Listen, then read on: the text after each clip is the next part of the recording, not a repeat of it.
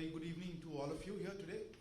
Thank you very much for joining us for this special media briefing on the occasion of the visit of Honorable Prime Minister Shri Narendra Modi ji into Washington. We have today with us to give a sense of the first day's meetings. Honorable Foreign Secretary Harshvardhan Shringla, also accompanying us here, Ambassador of India to USA, Shri Taranjit Singh Sandhu, and from Delhi, Joint Secretary of the Americas Division, Srimati Vani Rao. I thank them all for their presence here. We will request Foreign Secretary Sir to say a few words to explain what is the developments of the day, and then we will take a few questions. Sir, the floor is yours. Namaste and good evening to all our friends from the media.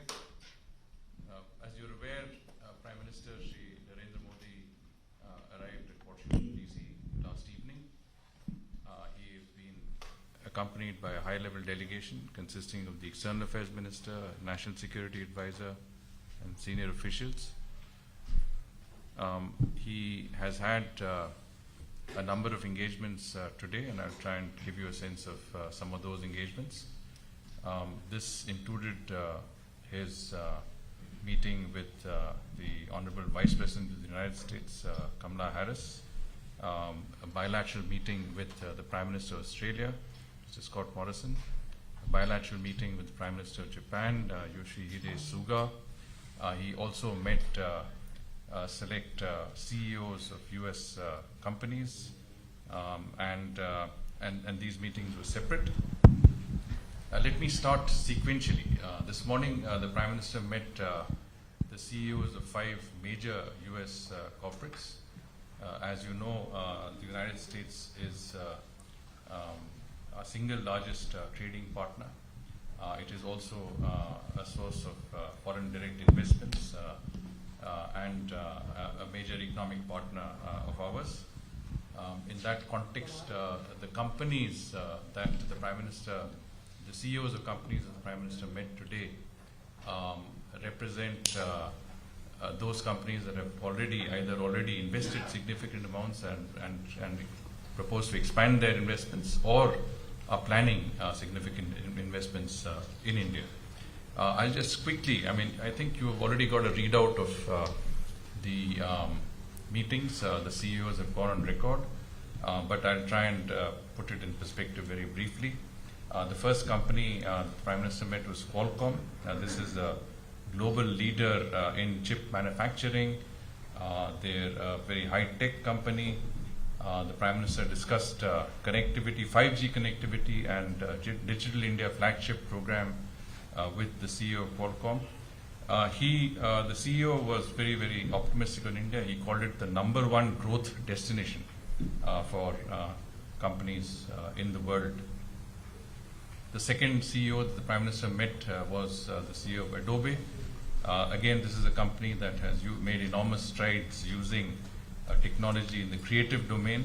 The Prime Minister discussed education technology, startups, innovation, animation for the youth. There was a lot of discussion on how technology can benefit younger people, particularly students, school-going students, and again, a very, very useful meeting. The third meeting was with the CEO of First Solar. This is a leader in solar making equipment.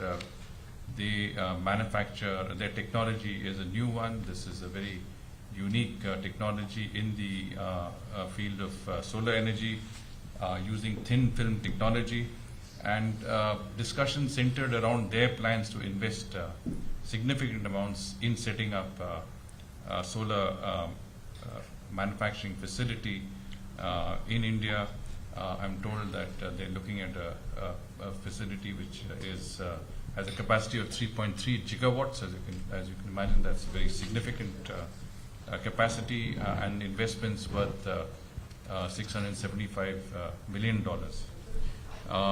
The CEO of First Solar discussed also the green hydrogen mission that the Prime Minister had announced, and there was also sense of interest in the Prime Minister's vision of one world, one sun, one grid.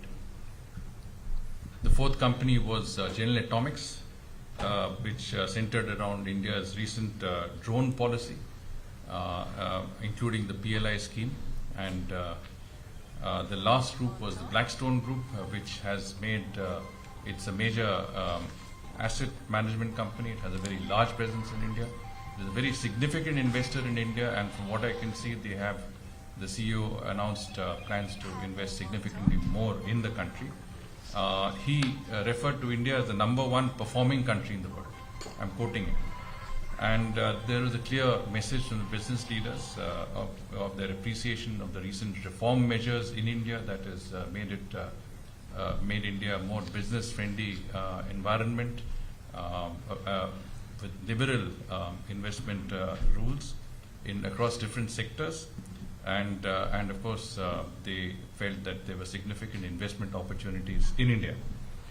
Prime Minister had a bilateral meeting with Vice President of the United States, Kamala Harris. This was the Prime Minister's first formal interaction with the Vice President. You're aware that he has spoken to her on telephone, and the meeting, which was the first meeting, as I said, in person, was warm. The meeting focused on several substantive issues of discussion. Both the Prime Minister and Vice President Kamala Harris appreciated the India-US bilateral relationship, which they felt were on a strong footing, with given the shared values, common interests, and growing strategic convergence that was there. They exchanged views on recent regional developments of mutual interest, reaffirmed their commitments towards a free, open, and inclusive Indo-Pacific region.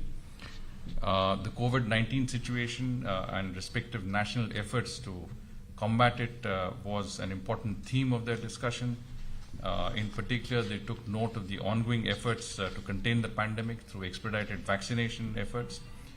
Here, I think the Vice President was noted that India had made a very, very swift recovery from the second wave of the pandemic. She also commented on the fact that India had been supportive and had assisted several countries across the world in combating the pandemic, including through the export of vaccines.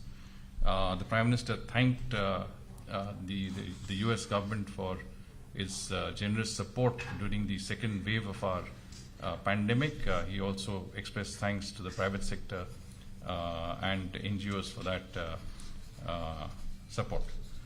The two leaders discussed future areas of collaboration, including space cooperation, information technology, emerging and critical technologies, cooperation in the healthcare sector. The Prime Minister and the Vice President acknowledged the vibrant people-to-people ties between our two countries and appreciated the mutually beneficial education linkages, the flow of knowledge, innovation, talent between our two countries, and the need to nurture them. The contribution of Indian professionals, especially in the IT domain, biotechnology, space, and other areas which represent the knowledge economy, was appreciated by both, and there was a sense that India had capable professionals and R&D capacity in the high-tech sector, including research and development capacities, and the US, which is known for cutting-edge technologies and innovation, were obvious partners. The Prime Minister invited Vice President Kamala Harris and Second Gentleman Douglas Emhoff to visit India. This was graciously accepted. The Prime Minister's meeting with Australian Prime Minister Scott Morrison was the first in-person meeting that the two leaders have held in the post-pandemic period. They discussed a broad range of issues which covered bilateral, regional, and global issues of mutual interest. They noted with satisfaction the high-level engagement between the two countries, particularly the first recently held India-Australia 2+2 dialogue, which was held in New Delhi. They reviewed progress since the last Leaders Summit that was held virtually in June 2020, and they resolved to continue their close partnership and cooperation for the mutual well-being of both sides. I must say that the Prime Minister mentioned that the Indian community was very well looked after during the COVID crisis in Australia. He especially mentioned that to the Prime Minister, and I think there was an appreciation of the contribution of the Indian diaspora in Australia. The Prime Minister's meeting with the Prime Minister of Japan, His Excellency Mr. Yoshihide Suga, was also the first in-person meeting that the two leaders have had. The Prime Minister has spoken to Prime Minister Suga on a number of occasions. They have jointly inaugurated the Varanasi International Convention Center, Rudraksha, but as I said, this was virtually done. Prime Minister Suga was to visit India, but could not do so because of the COVID pandemic, and both sides attached great importance. And Prime Minister Suga mentioned that specifically on a number of occasions to the special relationship that India and Japan enjoy and the global partnership that binds the two countries together.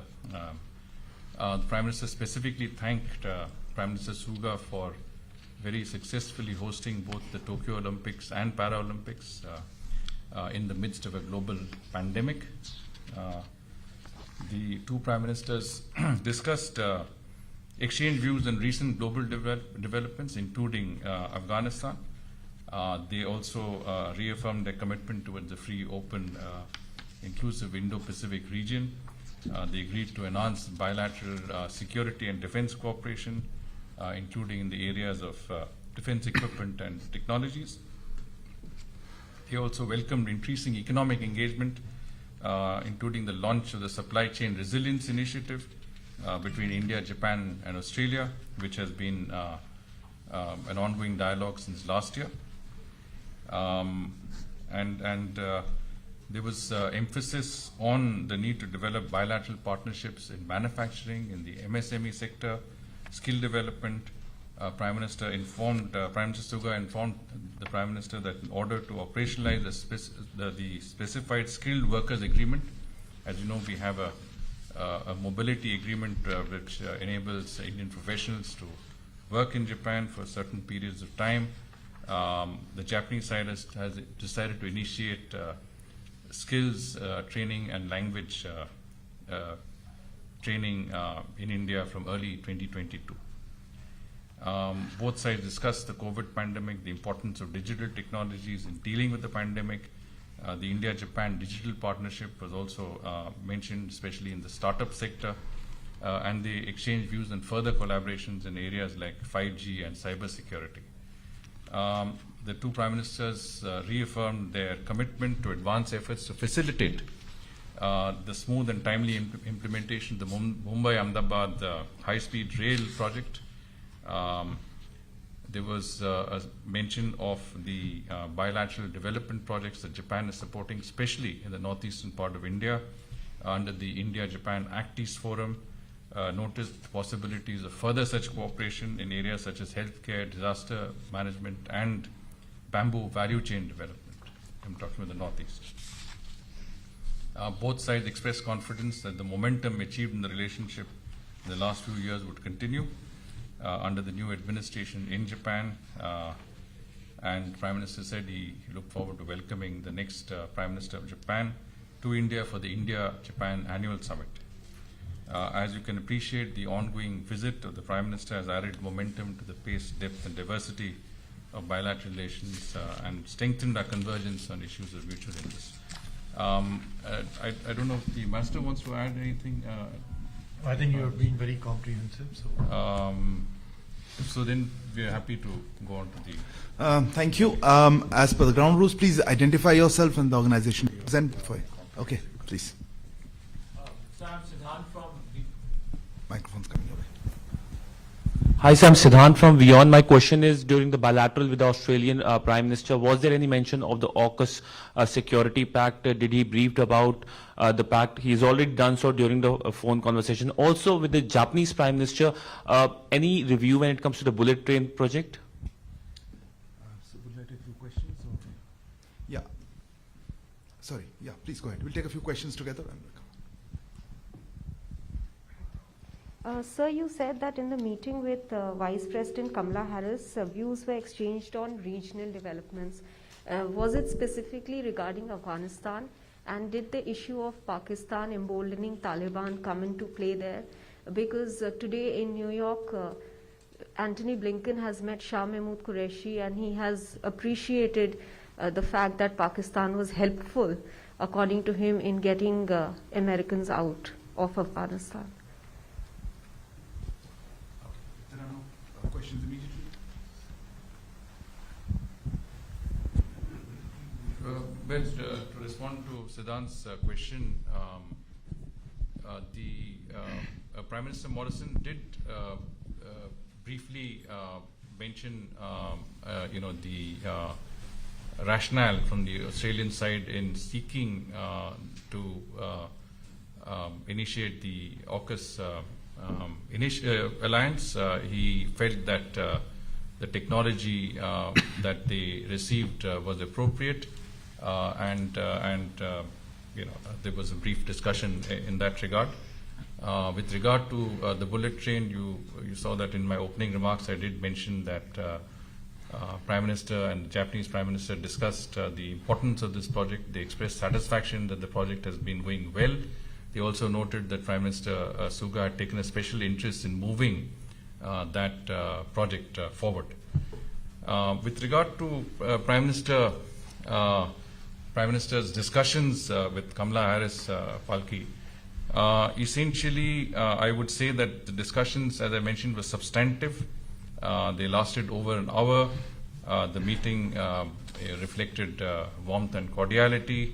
The discussions covered a number of areas, which included COVID-19, climate change, the issue of terrorism, and of course cooperation in the technology sector, including cooperation in cybersecurity, space, etc. In that context, when the issue of terrorism came up, the Vice President Suomoto referred to Pakistan's role in that regard. She said that there were terror groups that were working there.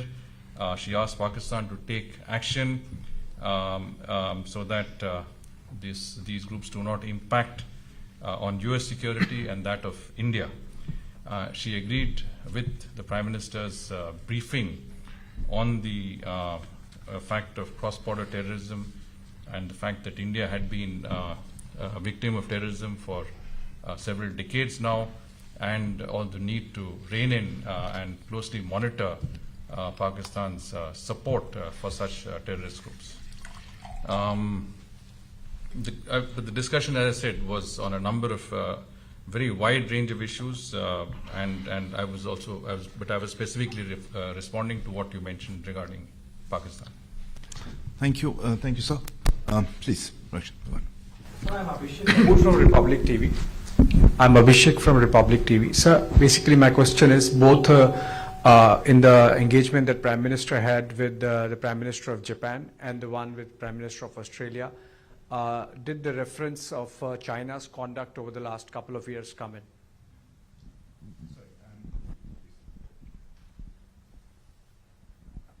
Sriram Lakshman from The Hindu.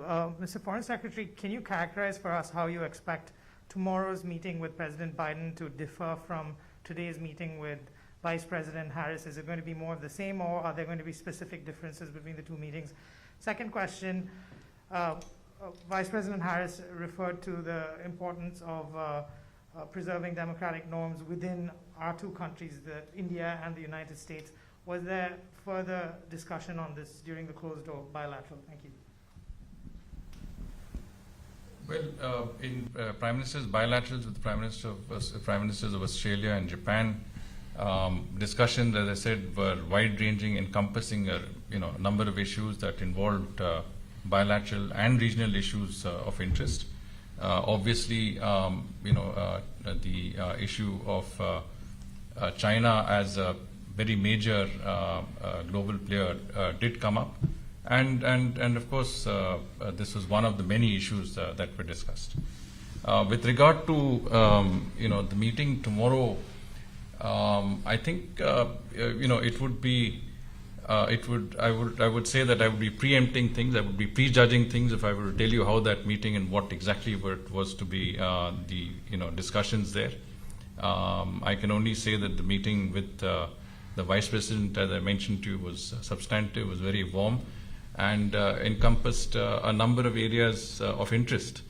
As I said, the only difference is that the Prime Minister had not met Vice President Kamala Harris before. He has met President Biden on a number of occasions when he had visited the United States when President Biden was the then Vice President.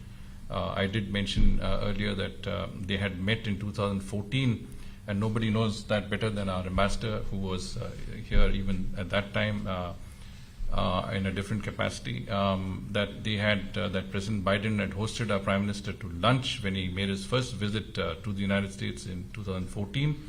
He had also he had also presided over the joint session of the U.S. Congress that the Prime Minister had addressed in 2016. So there is already a certain amount of familiarity, understanding, and friendship between the two leaders. The Prime Minister has spoken to President Biden on at least 3 occasions in November last year to congratulate him on winning the elections, in February and April this year. He has also been with President Biden in 3 summits, all of which were virtual. 2 of them were hosted by President Biden, the Quad Virtual Summit in March, the Climate Change Summit in April, and then they were together at the G7 summit at Cornwall in the UK, but the Prime Minister had participated virtually on that occasion. So there's what I'm trying to say is that there is a fairly a reasonable amount of interaction already, and that's the only difference I can discern at this point of time. I don't want to prejudge what would be the discussions tomorrow. With regard to the Vice President's comments on democracy, which you heard, you were there when the remarks were made to the media.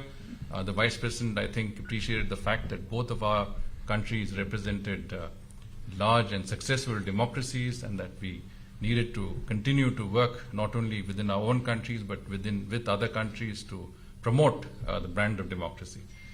In the discussions, I think she did mention that the U.S. Congress was highly appreciative and kept noting the fact that India and the United States represented the 2 largest democracies. There was a great deal of appreciation of how both our democracies functioned, and that was the I would say, discussion that took place in the actual meeting, in which the media was not present. So thank you very much for the presence. I think that brings us to a close. The special media briefing today evening. We'll try to organize one tomorrow evening or later. I thank the presence of Foreign Secretary, our Ambassador Sandhu, and Mrs. Rao. Good evening. Thank you all for being here.